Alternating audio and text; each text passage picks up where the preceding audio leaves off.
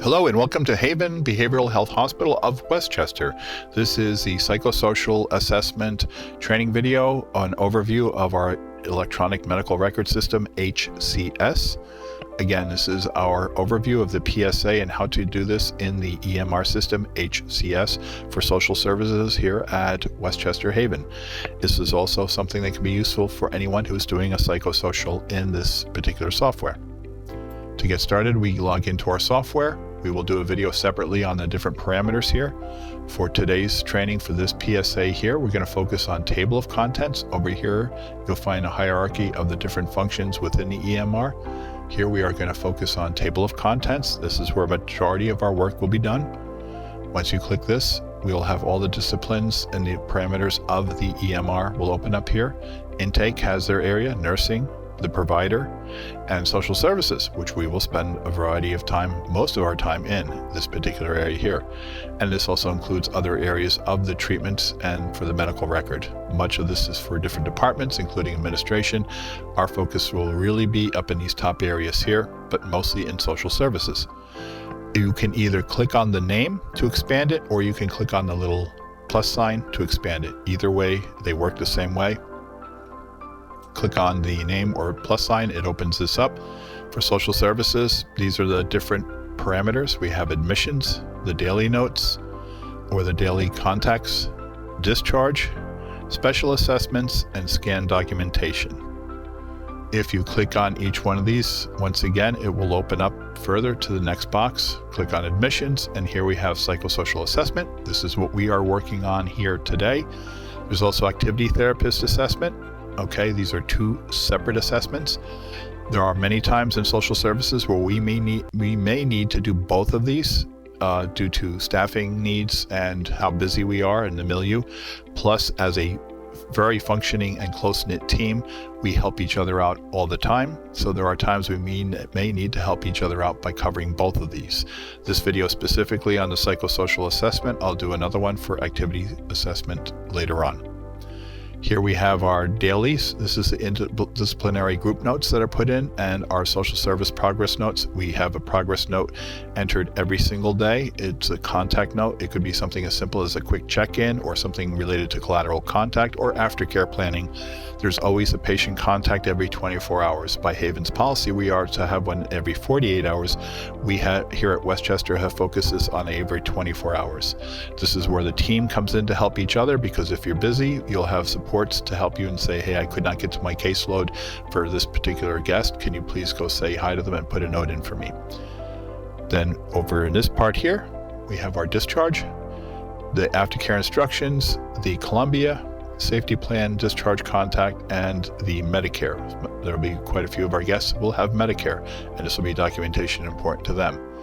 All of these will be done on a separate video. I'm just doing this as a demonstration to show you the different parameters.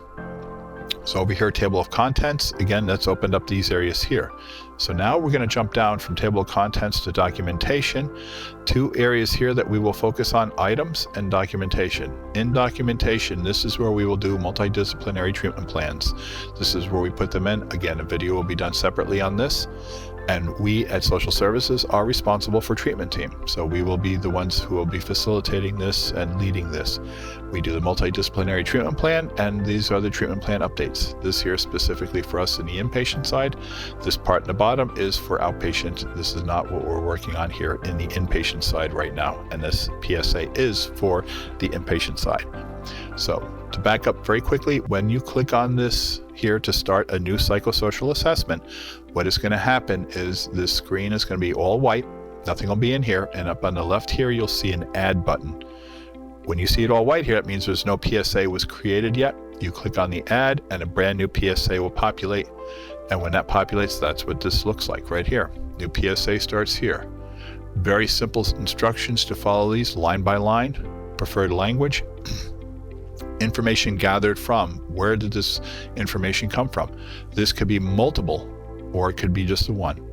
patient, could be the family members. If we have somebody who is completely unable to speak or to communicate with us, and we need to utilize contacts from collaterals such as family members, or possibly they were in previously, we can use the information from their previous PSA, even the referral documentation, or an other source could be involved here as well. It could be legal sources. It could have been brought in through the police or so on. So this area here can have multiple checkboxes.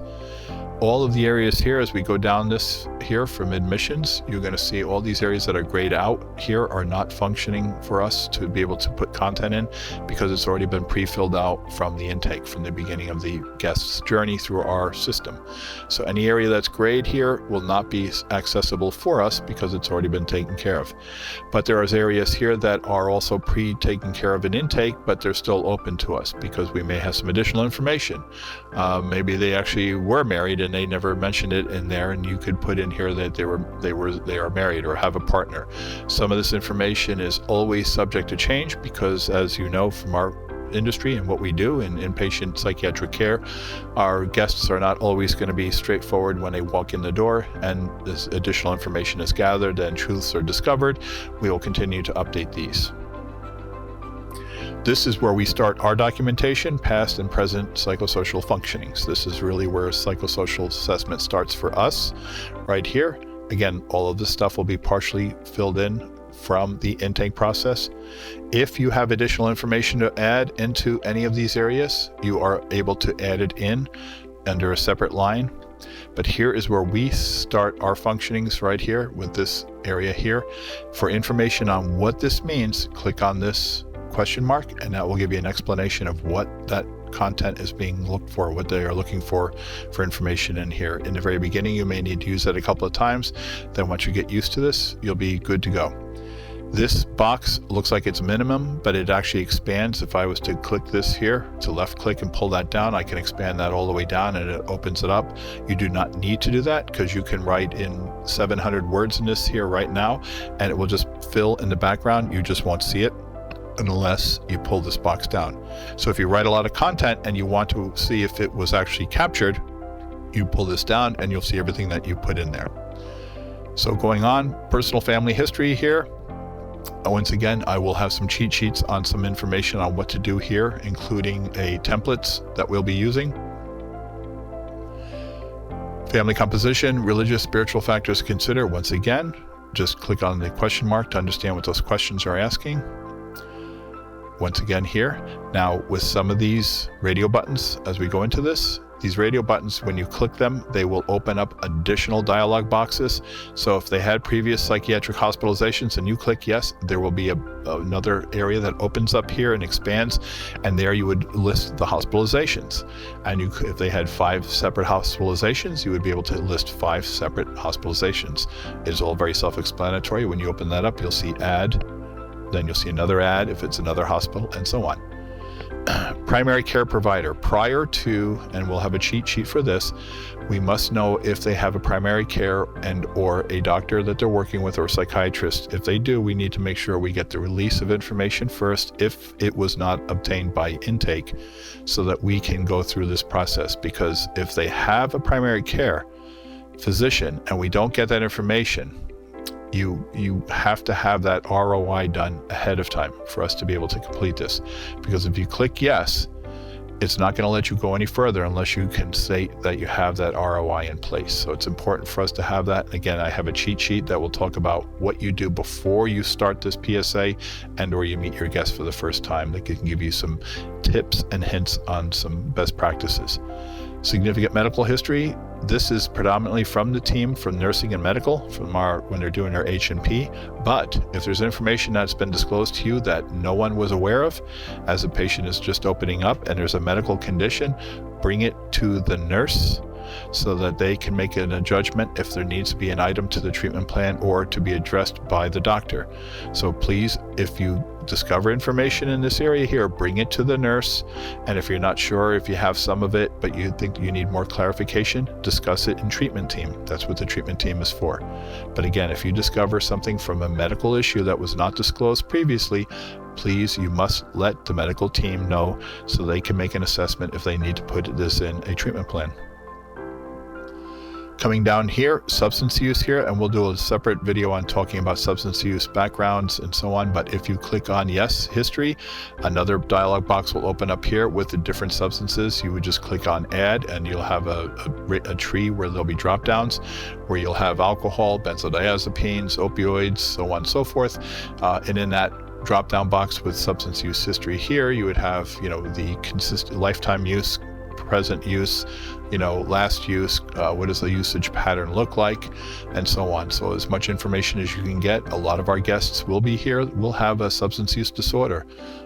They may be chronic addictions, and it's just inconsistent relapses. So this is a very big part that you'll probably spend some time with. And family history of substance as well. When you click yes here, it's only a little box that will open up here and populate. It's very small, but again, like clicking this down here and you pull that and expand it, that box you can put multiple information. You can put a couple of paragraphs in there if you have that much information. And of course, any other substance use information that you have, you would put in here. Down here is where we have assessments, the Audit C screening, if you're familiar with these already. When you click allow, this will expand this all the way down to do the full audit screening. The ACE assessment, which has been around a long time, you do the same thing. You click on allow, and this will allow this to expand. Please note that if a guest refuses, please identify that in a progress note with the completion of the PSA of what particular reasons they may have refused. If there's a very strong history of trauma and they just don't want to go there, please just mark and notate that in the note, a progress note. Do not force anyone to ever have to answer questions. They do not have to answer if they choose not to. It's imperative for us to treat them that we can get as much as possible, but it's not imperative for them if they decide, I don't want to talk about that. We've had guests that come in with alcohol issues and they want to refuse it. They're like, I don't really drink, I don't have a problem. And then later on we discover obviously they have had an issue with alcohol. But again, they must make that decision. You just document reasons why, if they decide to say no. Additional screening questions, if you click yes, these will populate and open up other dialog boxes to supplement the information that they're asking here. So if child and youth services are used right now and they're involved, there's case management with them, and you click yes, you'll have to put some information in here about that. Educational, employment, military, obviously this is all self-explanatory. Educational background, what is their educational history? Employment history here. What is their jobs? What are they doing right now? Legal history, again, if this is a yes, you will have to put the information in here. What does that legal history look like? If there's probation involved, we will need a release of information from their probation officer. If they're looking for a presence in treatment letter to inform them that they're in treatment, it is always advised to partner and to work as closely as possible with the legal system and encourage them to do so, because it only benefits them at the end of the day. If they're seeking help, if they fell down and are getting back up, it's important for them to know that the legal system is not necessarily going to be the best support, but that they know, because there's more trouble if they find out after the fact. So this is conversations that you have with your guest. If there's an unable to assess, you must document why. What is the reasons that you were unable to assess? They were comatose. They were inebriated. They could not answer that questions. They were in a psychosis. They were in a hypermania and could not stop, with pressured speech. Whatever that looks like, you would have to mark that in the progress note, unable to assess why you were not able to assess that. Environmental needs, that's all the home.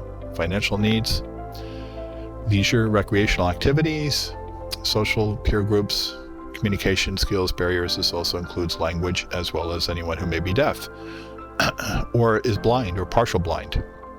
We do have some deaf folks that we have worked with and our guests here, and there are ways that we work around that. So once again, that would be listed here, that's something for us. It's an area for us to consider and to look at, and it's also would be something we discuss in treatment team. Patient assets, all of this is all radio box only. This area here is all radio box only. You would have and can have multiple of some of these here, or it could just be one or two. Stages of change are drop-down boxes. If you click this, it will offer all the stages of change from pre-contemplation through maintenance. And there's also an NA, not applicable button. So if there's mental health, where are they at with it? If there's no substance use, they don't use it at all, then that would be non-applicable. If there's no physical issue, non-applicable, so on and so forth. High-risk social issues requiring interventions and treatment. Information here. Again, if you're not sure what to put in here, click the question mark. These are our scaling questions. These are very confusing at first. Looks like you can have multiple questions about their different areas that they're struggling with. So for instance, somebody comes in with anxiety and depression. Our goal and role here is to define which is the most predominant one. And if they say depression on a scale of 1 to 10, what does that look like? They would click that area in here. And then down here, they would ask, prior to discharge, what would you like it to be in a realistic manner? If it was 10 here, maybe it's a 5 here. Additional scaling questions, no. For the most part, we're going to be clicking no here because we're only looking for these one real specific points, because the term of care that we have, 7 to 10 days, there's nothing more that we can do other than focus on small points. And that's why we're only focusing on one area here. In this case, it was depression. It could be anxiety, whatever you defined in your assessment. And then again, what is the ideal discharge?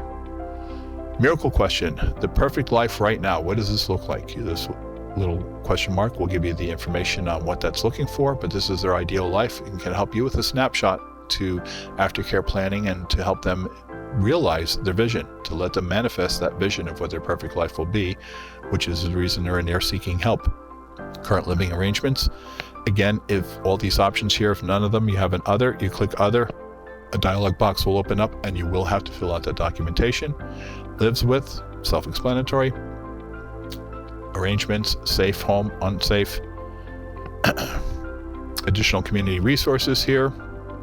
And any identify psychosocial issues that might be from your assessment. The nursing may likely have stuff in here, but you also may have information that you would add in there as well.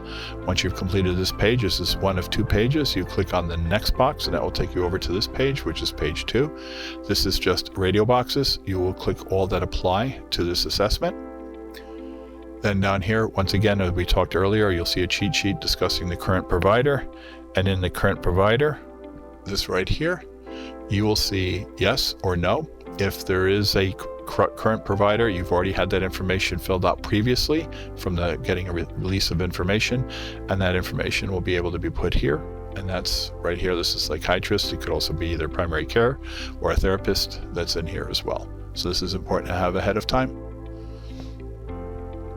And you can add multiple rows, whether it's a therapist, psychiatrist, primary care physician, could be a specialty service, whatever that may be. You would add rows here. Then we go to the conclusion. This is a clinical narration right here that we do. Again, this expands completely, so don't let this text box, say that I only have to put in a couple of sentences. It's about your narrative conclusion of that assessment. Once you've done that, this is where we start our treatment planning. All treatment plannings are done within the PSA, within the psychosocial. We don't save this and then sign off on it and then come back to do this.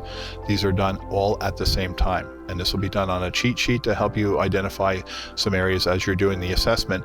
What do you want to work on with that particular guest? As you're having that conversation with them, you can identify some things with them that you'll be putting into the treatment plan. And there will be a video on treatment planning completely separate for this. We focus on psychiatric. We don't do medical, we do the psychiatric. So you would click on, again, the plus sign or the name, and that will expand the areas here. This is a statement or a summation for the clinical narration. This is a template we'll have. You can use as you so feel fit or choose. It's just a guideline. If you're struggling with trying to put together a PSA's narration, here's a tool that can help you. Again, this is completely voluntary to do on your part. It's just tools to help us be more efficient and expedient in our work. If it can work for you, it'll be available in our tool sets. If not, then you would put in your own information based on your narration and your history of doing them. So once you've clicked on psychiatric, the treatment plans will open up. There'll be a problem. For us, we're focusing on specifically around psychiatric. Most of this is already done for us. All we are doing is adding our social services interventions to the problems. Ineffective impulse control, here they have short-term, long-term goals, interventions. Here's where we would have social services interventions. And in our social services interventions, we will have very simple, in the social services interventions, we will have one that will specifically be added all the time, and that is that we'll be assisting them with aftercare. And then the other one or two, will be based on what are the needs of the guest. And again, there'll be a video separately on training on this itself too. These are a couple of the problems identified here. Once again, long-term goals, short-term goals are all pre-populated by the nursing and medical team prior to coming in. And then here's nursing interventions as well. And again, a video will be done separately to explain all of this. Once you're done, coordination of care. Maybe this was coordinated through a psychiatrist or another medical facility. If that was the case, then you click yes and then provide the right information about that program that is coordinating this care with them coming in and or the discharge.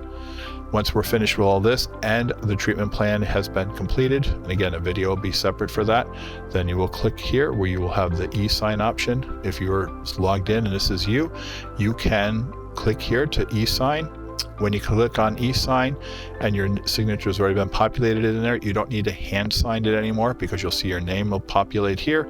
You just click use that signature and then you will click save. Well, I'm sorry, when you click e-sign, it will save for you. The documentation will be saved for you. And if you want to know if it was saved, you'll go back to the table of contents, which I'm going to do very quickly here. So I apologize for sending you backwards here. But if you were to go here, in this area here, you will see completed, meaning that this was completed. If this shows partial, then you need to go back into that plan, open it up, and save it. And that would be through this function here. Again, apologies for racing through this, like so. Then if it was signed and you needed to open that back up, here's where you would click save. Save plan once again, and you can check it by looking at that hierarchy tree. So that's it for the PSA general information. I hope this is helpful to you, and we'll look forward to future videos as we discuss all the different areas of our job and duties here at Haven Behavioral Health of Westchester.